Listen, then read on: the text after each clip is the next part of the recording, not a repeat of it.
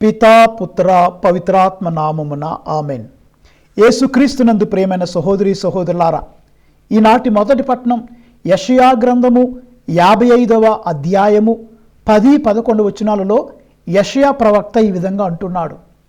వర్షము మంచు ఆకాశము నుండి దిగివచ్చి భూమిని తడిపి మంచి పంటను ఇచ్చినట్లుగా దేవుని వాక్యము కూడా ప్రియులారా సజీవంగా ఉంటుంది, శక్తివంతంగా ఉంటుంది, మనందరినీ ఫలభరితం చేస్తుంది అని యెషయా ప్రవక్త అంటున్నాడు.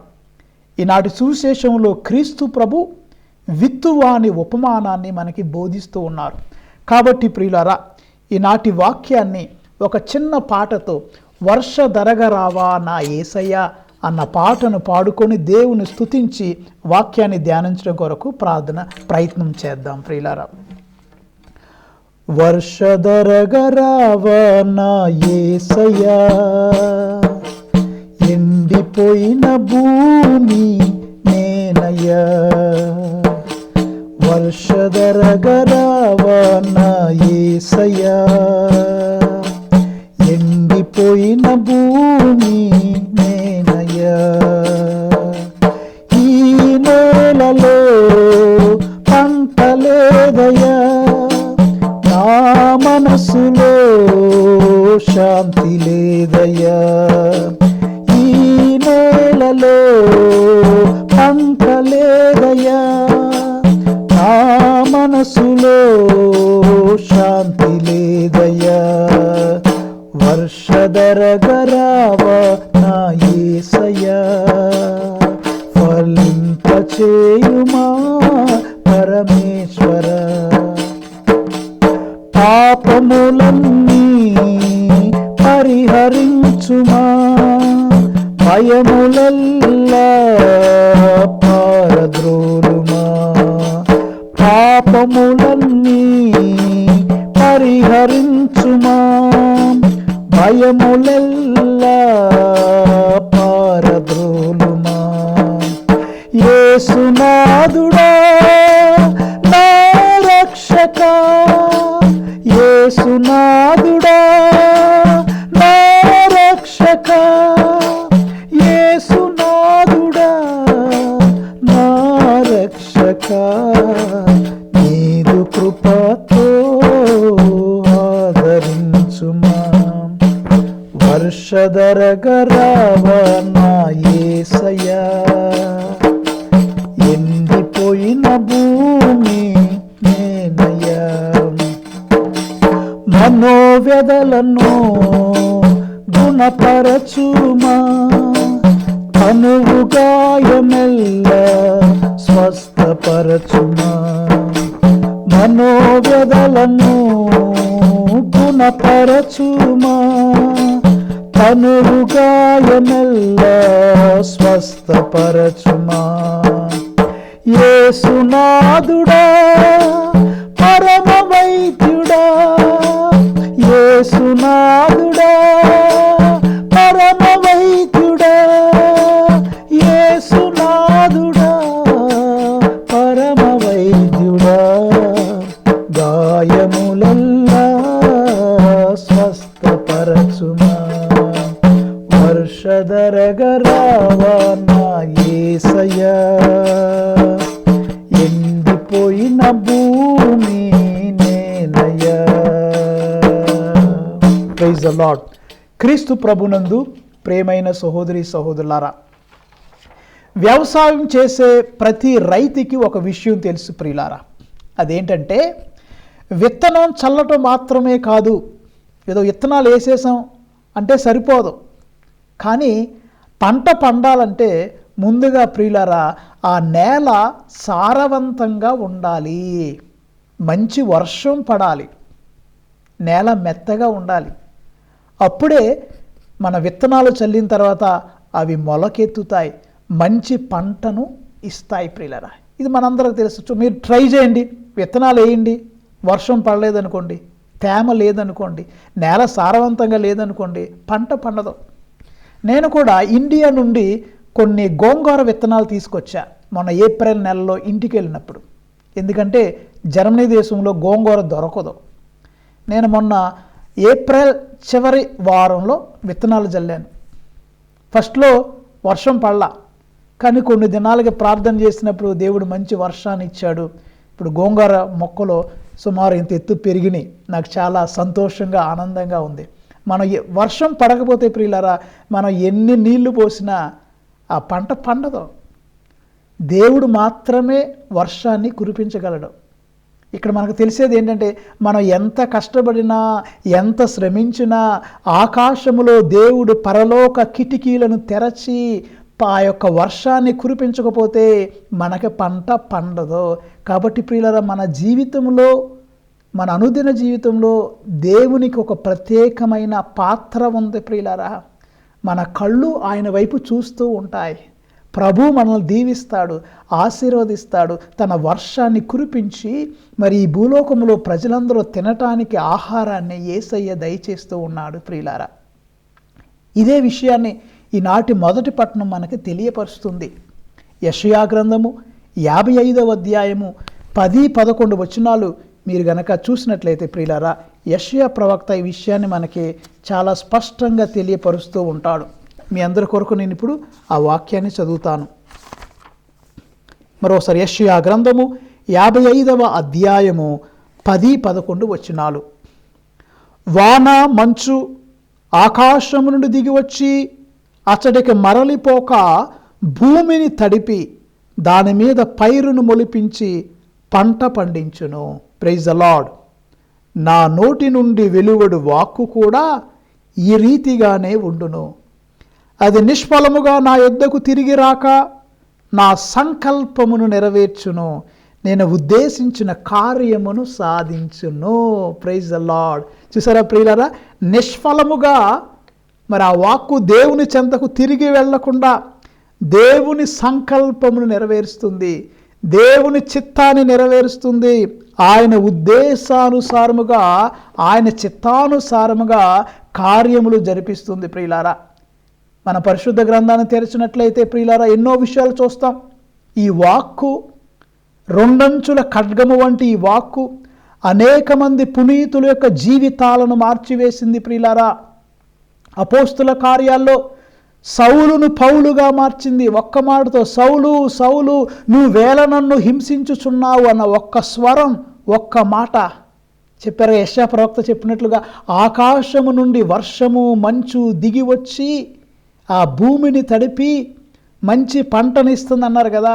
అదేవిధంగా దేవుని యొక్క వాక్కు అపోస్తుల కార్యాలు 9వ అధ్యాయము 4వ వచనం మీరు చదివినట్లయితే అక్కడ ఉంటుంది ప్రియులారా, సౌలు సౌలు నువ్వేళ నన్ను హింసించుచున్నావయ్యా అని క్రీస్తు స్వరము పౌలు గారికి, ఆ సౌలుగా ఉన్నటువంటి పౌలు గారు వినగానే ఆయన పశ్చాత్తాపడ్డాడు, దుఃఖపడ్డాడు, తన జీవితాన్ని మార్చుకున్నాడు, మారు మనసు పొందాడు ప్రియులారా.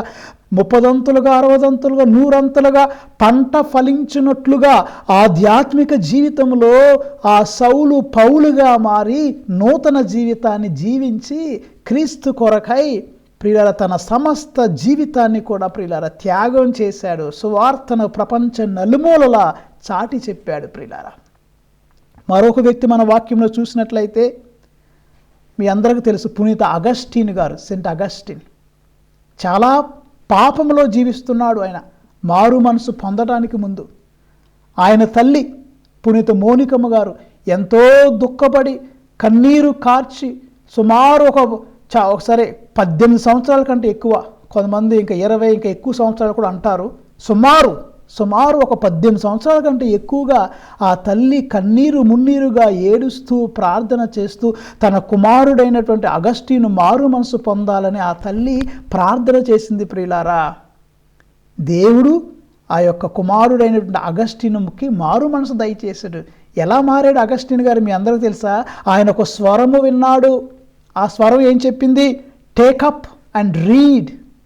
గ్రంథమును, పరిశుద్ధ గ్రంథమును చేపుని చదవమని చెప్పింది.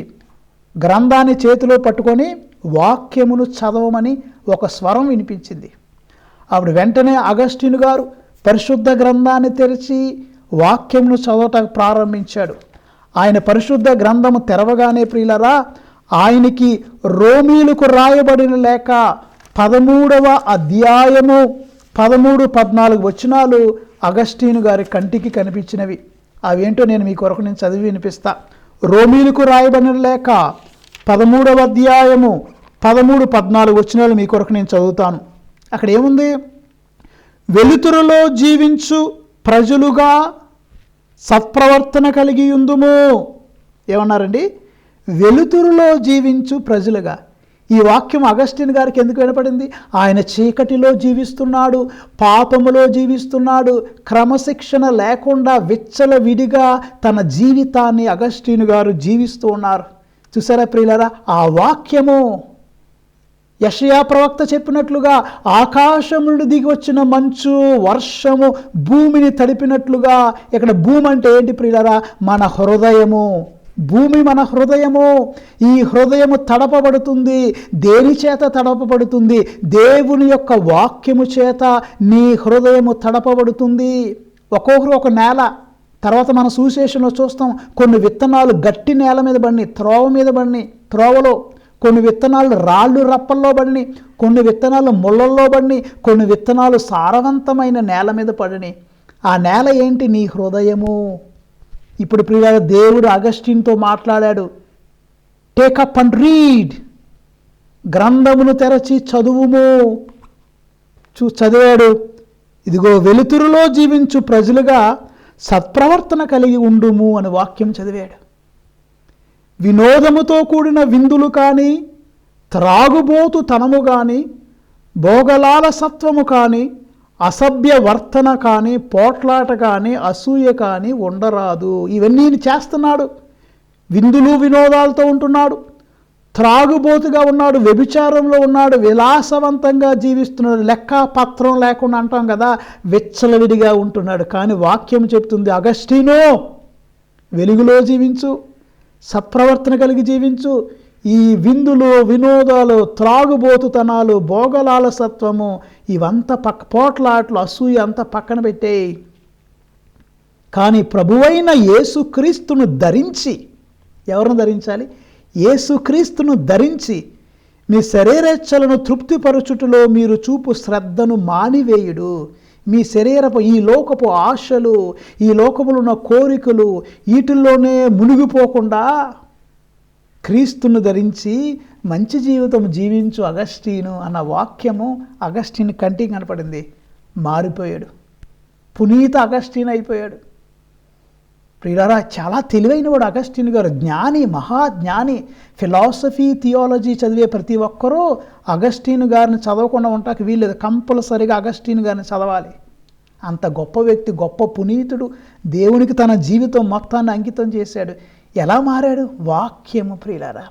అందుకని దేవుని వాక్కు ప్రియులారా సజీవమైనది, శక్తివంతమైనది. అది మన జీవితాలను మార్చివేస్తుంది ప్రియులారా. వర్షం మంచులాగా ఆ వాక్కు మన హృదయమును తడిపి మనకు నూతన జీవితమును, మారు మనసును ప్రసాదిస్తుంది. మరి మూడో వ్యక్తి ప్రియులారా, పునీత ఇగ్నేషియస్ ఆఫ్ లయోలా. మనం సప్రసాదం తీసుకున్న తర్వాత పునీత ఇన్యాసి వారు చేసిన జపము, క్రీస్తుని ఆత్మమానను, క్రీస్తుని శరీరమా, క్రీస్తుని రక్తమా అని చెప్పుతాం కదా. ఆ ప్రార్థన పునీత ఇన్యాసి వారు రాశారు.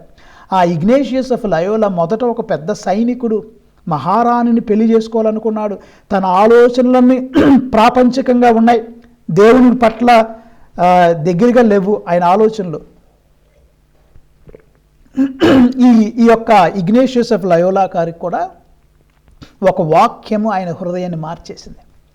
ఆయన యుద్ధంలో గాయపడ్డాడు. మోకాలకి ఒక బుల్లెట్ దిగింది. ఆపరేషన్ చేయాలన్నారు. ఆ రోజుల్లో మొత్తుమందు లేదు. అట్లాగే కాళ్ళు ఎరక్కొట్టి మరి కట్టడానికి ప్రయత్నించారు. అయితే ప్రియులారా, కాలైతే మరి కట్టుకట్టారు కానీ వంకరగా నడుస్తున్నాడు.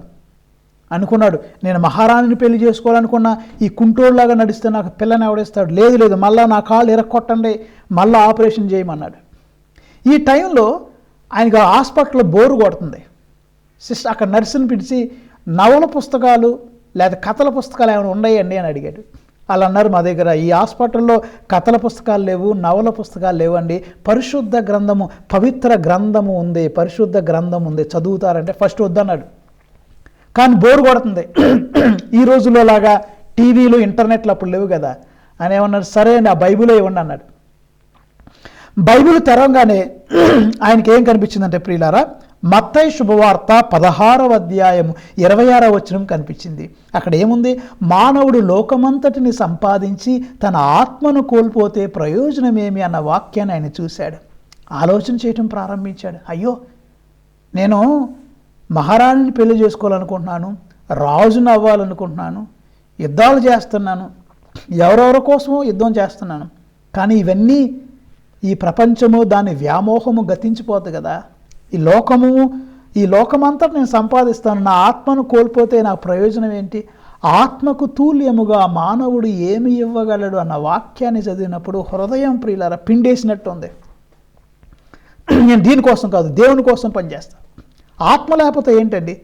మనకు ఒక ఇల్లు ఉందనుకోండి, కరెంట్ ఉంది, మనం ఒక ఇల్లు కట్టుకున్నాం, దాంట్లో ఫ్రిడ్జ్ ఉంది, ఏసీ ఉంది, టీవీ ఉంది, మిక్సర్ ఉంది, అన్నీ ఉన్నాయి, కానీ కరెంట్ లేదనుకోండి, ఉపయోగం ఏంటి? ఏ ఉపయోగం లేదు. అట్లాగే మానవుడికి అంత ఉండి ఆధ్యాత్మిక జీవితంలో ఆ ఆత్మీయ జీవితం లేకపోతే మన జీవితం నిర్జీవం, నిష్ప్రయోజనం. కాబట్టి ఈ ముగ్గురు వ్యక్తులు, పునీత పౌలు గారు, పునీత అగస్టిన్ గారు, పునీత ఇన్యాసి వారు, ఈ ముగ్గురు వ్యక్తులు కూడా వాక్యమును చదివారు. ఈ దేవుని వాక్యం ప్రియులారా అందుకనే శక్తివంతమైనది, సజీవమైనది. మన జీవితాలను మార్చే ఈ పరిశుద్ధ గ్రంథాన్ని ఈ ముగ్గురు వ్యక్తులు చదివారు, వారి జీవితాలు మార్చుకున్నారు. యెషయా ప్రవక్త చెప్పినట్లుగా చూసారా ప్రియ, వర్షము మంచు ఆకాశములను దిగివచ్చి భూమిని తడిపి మంచి పంటను ఇచ్చినట్లుగా దేవుని యొక్క వాక్యము కూడా శక్తివంతమైనది, బలవంతమైనది, రెండంచుల ఖడ్గము వంటిది. నీ నరనరాల్లోకి దూసుకుని పోయి నీ హృదయాన్ని మార్చి నూతన జీవితాన్ని నీకు ఆ వాక్యము ఇవ్వగలదు ప్రియులారా. మరి నాటి సుశేషుని ప్రభు విత్తువాని ఉపమానాన్ని బోధించారు. విత్తువాడు విత్తనాలు జల్లుతున్నాడు. ఆ విత్తువాడు ఎవరో కాదు, యేసయ్య విత్తనాలు వెదజల్లుతున్నాడు. కొన్ని విత్తనాలు త్రోవలో పడినాయి, త్రోవ మార్గములో పడినాయి. కొన్ని విత్తనాలు రాళ్లలో పడినాయి, కొన్ని విత్తనాలు ముళ్ళలో పడినాయి, కొన్ని విత్తనాలు మంచి నేలమై పడినాయి. ఇంతకుముందు చెప్పినట్లుగా ప్రియులారా, ఈ యొక్క భూమి నీ హృదయము. కొందరు హృదయాలు గట్టిగా ఉన్నాయి, ఎలా మామూలుగా రోడ్డులాగా, త్రోవలాగా. కొందరు హృదయాలు రాళ్ళులాగా ఉన్నాయి, కొందరు హృదయాలు ముళ్ళ తుప్పలతో ఉన్నాయి, కొందరు హృదయాలు సారవంతమైన నేల మీద ఉన్నాయి. అయితే ఏంటి? ఫస్ట్ కేటగిరీ గట్టి నేల మీద, అంటే త్రోవలో పడినాయి. విత్తనం అక్కడ పడింది, పక్షులు వచ్చి ఎత్తుకెళ్ళిపోయినాయి అంట. ఆ పక్షులు ఎవరో? సాతాను. నీ హృదయంలో వాక్యము వెదజల్లబడినది, కానీ దుష్టుడైన సైతానుడు వచ్చి అది తీసుకొని వెళ్ళిపోతున్నాడు. నీలో అది గట్టి నేల కదా, లోపలికి వేరు దిగట్లేదు, అట్ట పడుంది, సైతాను వచ్చి తీసుకెళ్ళిపోయింది. రెండోది రాళ్ళు.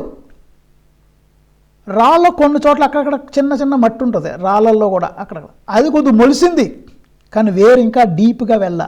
ఆ వేరు ఎండెక్కినప్పుడు ఆ ఎండకి ఎండి ఆ యొక్క వేరు లోపలికి దిగలేదు కాబట్టి, తేమ లేదు కాబట్టి అవి చచ్చిపోయినాయి. మూడోది ముళ్ళ తుప్పలు. అక్కడ కూడా విత్తనం పడింది, కానీ ఈ ముళ్ళ తుప్పలు దేని గుర్తుగా ఉన్నాయి? ఇహలోకపు ఆశలకు గుర్తుగా ఉన్నవి. ప్రాపంచిక కోరికలు, లోక చింతలు, ధనా ఆశ, దురాశ, బిజీ లైఫ్, ఇవన్నీ ముళ్ళకు గుర్తుగా ఉన్నాయి. మొట్టమొదటి ఏమన్నాం ప్రియుల? త్రోవ మీద పడి సైతానుడు వచ్చి తీసుకెళ్ళిపోయాడు. రెండోది ఏం చెప్పాం? రాతి నేల అన్నాం. రాతి నేల దేనికి గుర్తుగా ఉందంటే, ఫస్ట్ ఉత్సాహంగా వాళ్ళు వాక్యాన్ని వింటారంట. రాతి నేల కలిగిన వాళ్ళు ఉత్సాహంగా వాక్యాన్ని వింటారు, కానీ వారి జీవితంలో ప్రియులారా చిన్న చిన్న కష్టాలు రాగానే విశ్వాసం బలహీనపడుద్ది. ఎందుకు?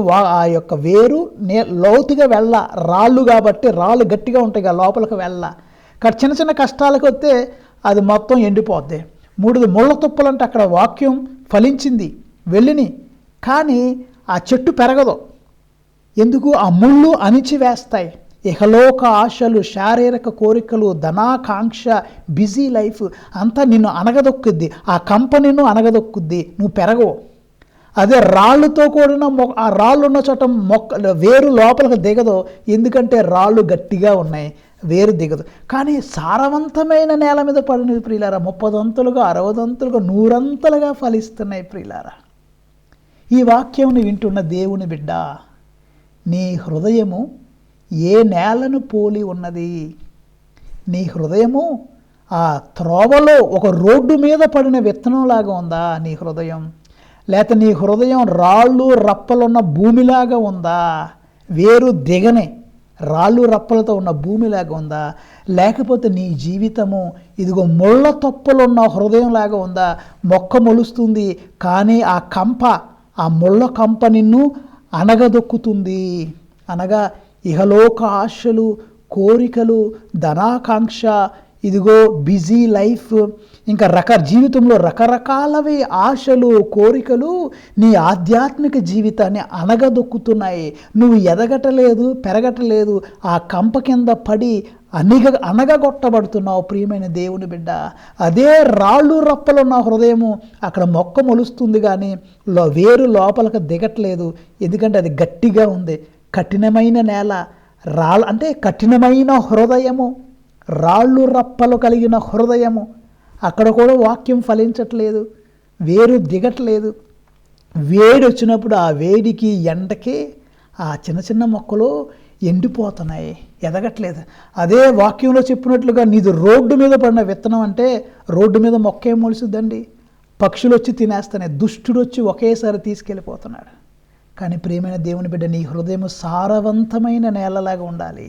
రాళ్ళు రప్పలో తీసివేయబడాలి, ముళ్ళు తీసివేయబడాలి. ఇదిగో చక్కగా అవి తడిసి మెత్తగా ఉండి సారవంతంగా ఉంటే అది 30 60 100 ఫలిస్తుంది ప్రియమైన దేవుని బిడ్డ. కాబట్టి ఈరోజు అందరూ ఆత్మ పరిశీలన చేసుకోండి. దేవుడి వాక్యాన్ని విత్తుతున్నాడు, నీ హృదయం స్వీకరిస్తుందా? యేసయ్యని అడుగు, యేసయ్య నా హృదయం ఒక త్రోవలాగా ఉంటే దాన్ని చదును చేయి, సారవంతమైన నేలగా మార్చయ్యా. నా యొక్క హృదయంలో రాళ్ళు రప్పలుంటే ఆ రాళ్ళు రప్పలు తొలగించు యేసయ్యా. ఈ రాతి హృదయాన్ని కరిగించయ్యా, బండలాంటి హృదయాన్ని కరిగించు యేసయ్యా అని ప్రార్థన చేయాలి. ఇగో ప్రభువా, ముళ్ళ తుప్పలు ఉన్నాయి, కోరికలు ఉన్నాయి, ధనాకాంక్ష, ఇహలోక ఆశలు, అంత బిజీ లైఫ్, అవి నన్ను అణగదొక్కుతున్నాయి తండ్రి. నా హృదయంలో ముళ్ళు రప్పలు కూడా తీసేయి, సారవంతమైన నేలలాగా నన్ను తీర్చిదిద్దు అని ఈ యొక్క ప్రార్థనలో మనం ప్రార్థన చేయాలి. చిన్న ప్రార్థన చేద్దాం. కృపగల దేవా, దయగల తండ్రి, దేవుని యొక్క వాక్యం వర్షములాగా మంచులాగా మా హృదయాలను తడిపి ప్రభువా మంచి ఫలాలను ఇచ్చే నేలగా మమ్మల్ని మార్చడానికి నీ కృపను మాకు దయచే. మా జీవితాలు, మా కుటుంబాలు, మా సంఘం, ఈ యొక్క సమాజం మొత్తం ఆశీర్వాదకరంగా 100 ఫలింపజేయమని మా ప్రభువైన క్రీస్తు ద్వారా ఈ మనవి చేయుచున్నాము తండ్రి. ఆమెన్. ఈ వాక్యాన్ని విన్నందుకు మీ అందరికీ కృతజ్ఞతలు. ఎవరైనా ఈ వాక్యాన్ని ఇంకా ఎక్కువగా వినాలంటే, మీకు అవకాశం ఉంటే, kindly subscribe this channel and share with many. God bless you all. Amen.